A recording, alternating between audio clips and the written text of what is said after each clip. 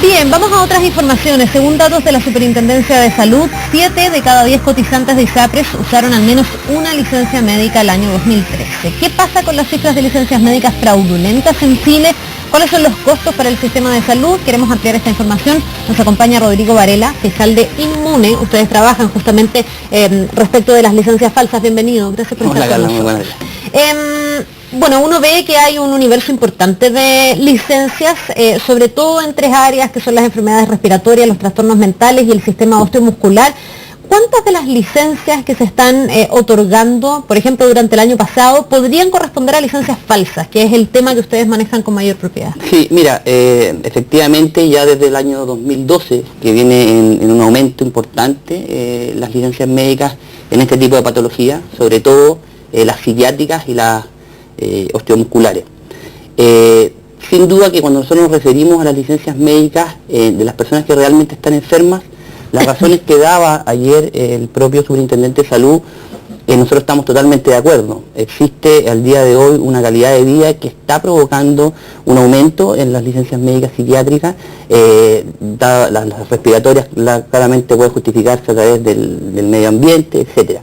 Sin embargo, a nosotros nos toca ver día a día que existe un porciento de licencias médicas que va alrededor de un 20 a un 30% que podría equivaler a licencias médicas irregulares o fraudulentas. ¿El podría equivaler sobre la presunción de qué? Porque también yo pienso, sobre todo en el aspecto psiquiátrico, de pronto no sé si es tan medible, tan cuantificable, tan objetivable, digamos, el que una persona se sienta deprimida, se sienta cansada, se sienta estresada. También tiene que ver mucho con un aspecto muy personal. ¿Cómo llegar a determinar que esas licencias son efectivamente fraudulentas? Perdón, exactamente, aquí hay que diferenciar primero, antes que nada, las licencias médicas fraudulentas de forma material, que es la licencia médica que falsamente, el instrumento es falso, y la licencia médica que ideológicamente es falsa. O sea, ya, porque el material falso es mucho más fácil exacto, es algo objetivo. Es objetivo. Pero lo que nosotros vemos día a día y que es mucho más común es la licencia médica ideológicamente falsa, que es su contenido.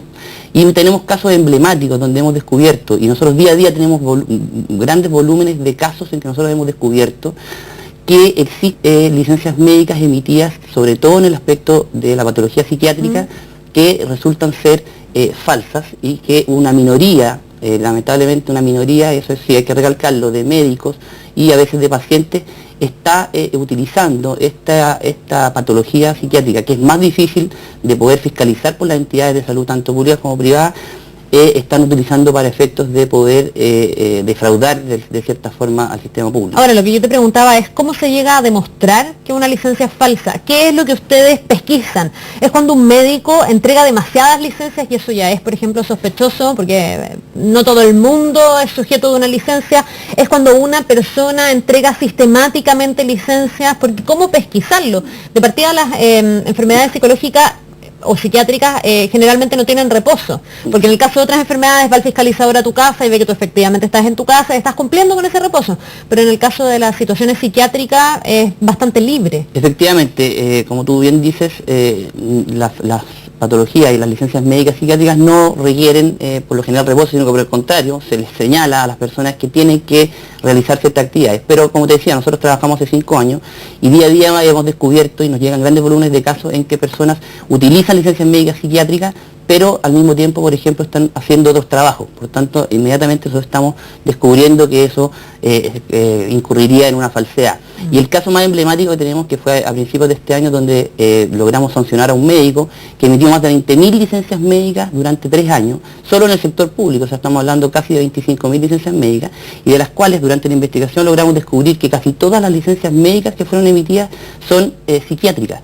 Y las propias declaraciones de los pacientes que iban a la consulta señalaban que utilizaban y solicitaban y pagaban por estas licencias médicas psiquiátricas por lo mismo, porque daban como fundamento que eran mucho más difíciles de pesquisar.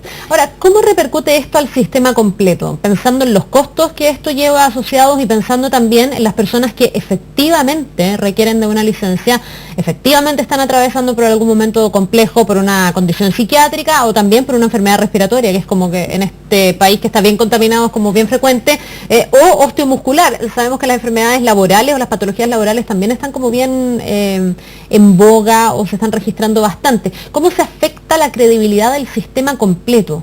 Mira, esto es muy importante. Lo más importante de nosotros y lo que trabajamos día a día nosotros es en educar a la población y a la sociedad, porque lo más probable y lo que hemos visto nosotros es que la sociedad no está en conocimiento del daño que se le provoca al sistema en términos generales. Se daña en la eficiencia, en la eficacia del sistema de salud, y eso provoca que existan también muchas irregularidades, o no irregularidades, sino que tiempos, por ejemplo, prolongados de rechazos, de repente de licencias médicas, etcétera. Y todo esto es porque se produce una especie de círculo vicioso en que al haber mayor licencias fraudulentas va provocando que las contralorías, las entidades de salud también tengan que revisar de manera más eficiente y que demoren más, entonces... Se van poniendo más reticentes a dar licencias. Exactamente. Entonces, eso por un lado. Y por otro lado, las personas no tienen conocimiento que no solo afectan al sistema de salud en general, sino que están cometiendo un delito. Y es un delito que está penado por la ley, que tiene penas que incluso llegan a 3 años de cárcel y multas de 2,5 millones de Ahora, en esta cantidad de licencias fraudulentas, y tú me hacías la distinción cuando el material, digamos, es fraudulento, cuando el papel no corresponde, claro, versus las que son entregadas de mala manera, ¿cómo se comprueba y qué es lo que sigue? En el caso de cada una de esas personas, ¿se sigue adelante un juicio y terminan siendo sancionadas, o hay también dentro de esas licencias falsas un espacio de impunidad que hace que permanezcan en el tiempo? Mira, también es muy importante tu pregunta. Nosotros, por lo general, los grandes éxitos que hemos tenido en el aspecto de sanciones legales dicen relación con casos tan extremos como el que te señalaba de un médico que emitió más de 20.000 licencias médicas. Por lo general, nosotros perseguimos o tratamos de parar el fraude en los casos más importantes y emblemáticos y descarados. Sin duda que hay casos que son pequeños o mínimos en que tampoco podemos permitir que exista impunidad, por cuanto la ley en ningún momento distingue si es que es un gran volumen o un volumen pequeño. Por tanto, todos los casos, y eso es importante, nuevamente digo, que la sociedad tenga conciencia de que cualquier caso, aunque sea una licencia médica que se consiga de forma fraudulenta o irregular, ya conlleva un delito que puede ser... Pero eso ocurre en la práctica. La gente que presenta una licencia falsa, el médico que otorga una licencia falsa hoy día, ¿está siendo sancionado? ¿O efectivamente todavía falta mayor rigurosidad en la fiscalización, el poder tener mejores pruebas respecto de la sospecha de que aquí hay una licencia falsa? Sin duda siempre se puede hacer más, y es por lo que trabajamos día a día, pero el año 2012 y 2013 fue un año absolutamente exitoso en cuanto a condenas. Nosotros logramos condenar más de 16 médicos, 50 cotizantes, 6 administrativos, todos con condenas y sanciones ejemplares para lo que es el sistema de salud y este tipo de fraude, y por tanto te puedo decir con certeza que al día de hoy se está condenando, pero sin duda se puede seguir haciendo más, y hay que lograr obtener mayor cantidad de pruebas para que el Ministerio Público en definitiva tenga las posibilidades de poder lograr las condenas más altas posibles. Rodrigo, para mirarlo desde el otro lado de la moneda, ¿qué tan reticentes son las ISAPRES? A lo mejor por esto mismo, porque esto es como una señal de alerta, ¿verdad?, para los prestadores de salud, que en el fondo se ponen al resguardo de que no se les estafe o no se vulnere la buena fe en el sentido de la gente que presenta licencias falsas, pero...